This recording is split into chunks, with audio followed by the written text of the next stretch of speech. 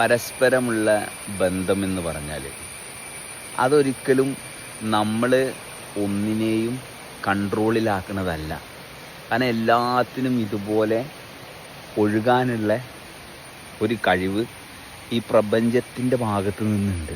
Okay, അപ്പോൾ പരസ്പരമുള്ള ബന്ധത്തിൽ ആ ഓരോരുത്തരെയും പ്രപഞ്ചം എങ്ങനെയാണ് വളരെ കൃത്യമായിട്ട് കൈകാര്യം ചെയ്യണത്, ആ അവസ്ഥയെ അറിയാൻ വേണ്ടിയിട്ട് പരസ്പരം പ്രാപ്തരാവുക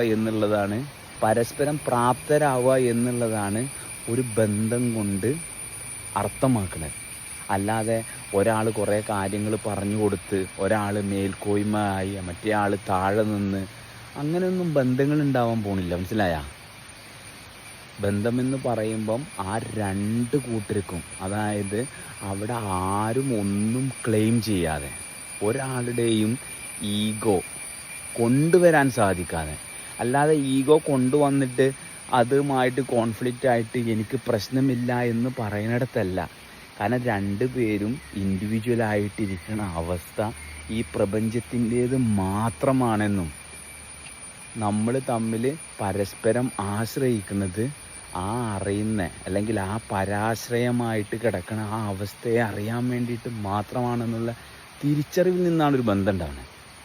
അപ്പം അങ്ങനെയല്ലാത്ത എല്ലാ ബന്ധങ്ങളും പണി തരികയുള്ളൂ.